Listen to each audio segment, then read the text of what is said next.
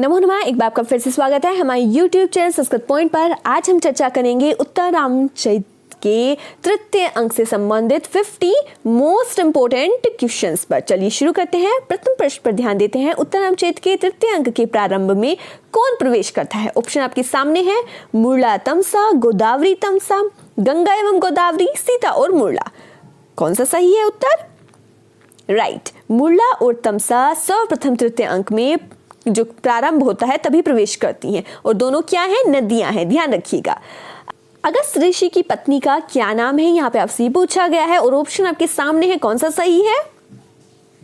Yes, option D बिल्कुल सही है, लोपामुद्रा। क्योंकि स्पेलिंग पर ध्यान दीजिए, यहाँ पे है लोपामुद्रा, यहाँ पे है मुर्दा। ये गलत है ऑप्शन बी, ऑप्शन डी सही है। चलिए अगले प्रश्न पर ध्यान देते हैं। लोपामुद्रा ने संदेश किसके हाथों भेजा है? मुरला, तमसा, गोदावरी अथवा सीता? किसके हाथों भेजा है? राइट, मुरला के हाथों भेजा है। चलिए अगले प्रश्न पर ध्यान देते हैं। लोपामुद्रा ने, ये यहाँ पे मिसटाइप हो गया है, लोपामुद्रा ने संदेश किसको देने के लिए कहा है? यहाँ पे ये पूछा गया है गोदावरी नदी को, मुरला को, सीता को अथवा राम को। देखिए अभी हमने ध्यान दिया है जो संदेश भेजा गया है वह मुरला के हाथों भेजा गया है, तो ये तो ऑप्शन बिल्कुल भी नहीं है। किसको देने के लिए कहा है? राइट, गोदावरी नदी को देने के लिए कहा है। चलिए अगले प्रश्न पर ध्यान देते हैं। पंचवटी से राम कहां लौट रहे थे? अयोध्या, वन, किष्किंधा अथवा लंका? अयोध्या लौट रहे थे भगवान श्री राम। चलिए अगले प्रश्न पर ध्यान देते हैं। लोपामुद्रा ने मुरला को गोदावरी से क्या कहने को कहा है? देखिए हमें पता चल गया है जो मुरला को संदेश दिया है वह लोपामुद्रा ने दिया है। किसको देने के लिए कहा है? गोदावरी नदी है उन्हें देने के लिए कहा है। अब सवाल उठता है क्या कहा है? ऑप्शन पर ध्यान देते हैं। शीतल मंद सुगंध वायु से राम को चेतन बनाना, अथवा शीतल मंद सुगंध वायु से सीता को चेतना प्रदान करना, अथवा सीता का ध्यान रखना, या फिर राम और सीता का मिलन कराना। अब लोपामुद्रा ने जो संदेश भेजा है वह क्या है? शीतल मंद सुगंध वायु से राम को चेतन बनाना। चलिए अगले प्रश्न पर ध्यान देते हैं। गंगा देवी ने बालकों को किसे समर्पित किया? अगस्त ऋषि को, लोपामुद्रा को, ऋषि वाल्मीकि को अथवा ऋषि कश्यप को? किसे समर्पित किया है? ऋषि वाल्मीकि को समर्पित किया है। ध्यान रखिएगा किसने किया है? गंगा देवी ने। और यहाँ किन बालकों की बात चल रही है? लव एवं कुश, दो बालकों की बात चल रही है जो कि माँ सीता और श्री राम के बच्चे हैं। चलिए अगले प्रश्न पर ध्यान देते हैं। कुश और लव की कौन सी वर्षगांठ थी? 11वीं, 12वीं, 7वीं अथवा 9वीं? कौन सी वर्षगांठ थी? 12वीं वर्षगांठ है। चलिए अगले प्रश्न पर ध्यान देते हैं। भगवती भगीरथी ने सीता को किसकी पूजा करने के लिए भेजा? राम की, ब्रह्मा की, भगवान शिव की अथवा सूर्यदेव की? सूर्यदेव की। चलिए अगले प्रश्न पर ध्यान देते हैं। सीता की प्रिय सखी कौन थी? मुरला, तमसा, वासंती अथवा गोदावरी? राइट, कौन है? वासंती सीता की प्रिय सखी है। और ध्यान रखिएगा वासंती कौन है? एक वन देवी है। ठीक है, चलिए अगले प्रश्न पर ध्यान देते हैं। भगीरथी ने सीता को पूजा करने के लिए कहाँ भेजा? अभी हमें बताया गया किसकी पूजा करनी है? सूर्यदेव की पूजा करनी है। और अब पूछा गया है कहाँ पर भेजा है? रसातल पर, पृथ्वी तल, अंतरिक्ष अथवा इंद्रलोक? कहाँ भेजा है? पृथ्वी तल पर भेजा है। किसकी पूजा करने के लिए? राइट, सूर्यदेव की पूजा करने के लिए। चलिए अगले प्रश्न पर ध्यान देते हैं। वनवास के समय सीता ने किसके बच्चे को पाला था? शेर के बच्चे को, हाथी के बच्चे को, हिरण के बच्चे को अथवा मोर के बच्चे को? हाथी के बच्चे को पाला था। मोर को भी उन्होंने पाला है, लेकिन यहाँ पर जो इस समय जिस बच्चे के पालने की बात तृतीय अंक में कही गई है वह हाथी के बच्चे के पालने की बात कही गई है। ठीक है, ऑप्शन वैसे यहाँ पर ये दोनों ही सही होने चाहिए, क्योंकि मोर जो है, मोर को भी वो नचाया करती थी और हाथी के बच्चे को उन्होंने बड़ा किया था, लेकिन पूछा गया है किसके बच्चे को पाला था। तो जो यहाँ पर सही उत्तर है वह है हाथी के बच्चे को उन्होंने पाला था। चलिए अगले प्रश्न पर ध्यान देते हैं। भगीरथी ने सीता के साथ किसको रहने के लिए कहा? तमसा को, मुरला, राम को अथवा गोदावरी नदी को? किसको कहा है रहने के लिए? राइट, किसको कहा है? तमसा को कहा है। और तमसा कौन है?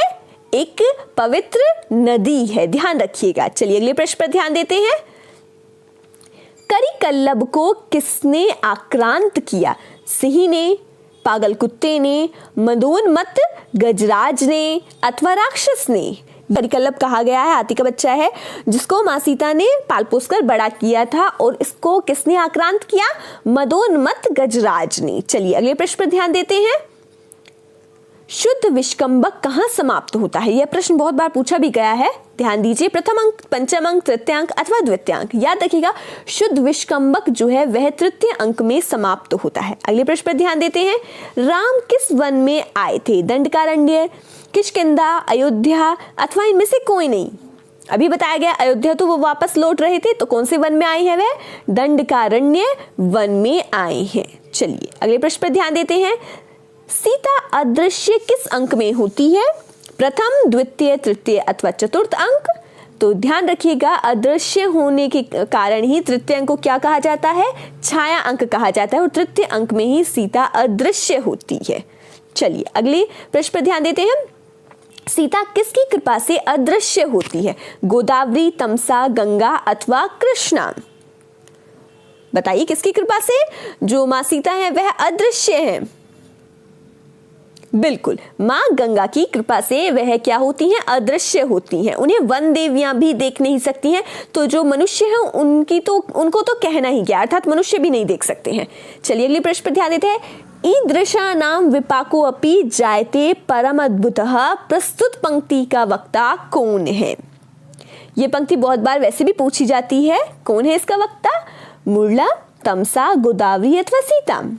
राइट, मुरला ने कहा है। राम किस वंश के राजा थे? मनु वंश के अथवा ईक्ष्वाकु वंशीय, या फिर इनमें से कोई नहीं? किस वंश के राजा थे? ईक्ष्वाकु वंशीय राजा थे भगवान श्री राम। चलिए अगले प्रश्न पर ध्यान देते हैं। कर्णस्य मूर्ति अथवा शरीरिणी किसके लिए प्राप्त है? किसके लिए प्राप्त है? तमसा, राम, सीता अथवा गंगा? बिल्कुल सही, बहुत सरल सवाल। माँ सीता के लिए यह प्रयुक्त है। चलिए अगले प्रश्न पर ध्यान देते हैं।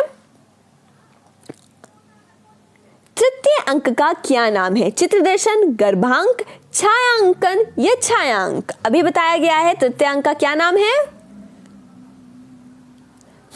छायांक तृतीय अंक का नाम है। और किस वजह से छायांक कहा जाता है? क्योंकि इसमें माँ सीता जो है वो छाया के रूप में रहती है, अथवा अर्थात किसी को दिखाई नहीं देती है।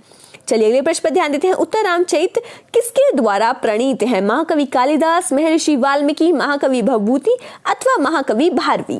किसके द्वारा प्रणीत है? महाकवि भवभूति, बिल्कुल सही जवाब।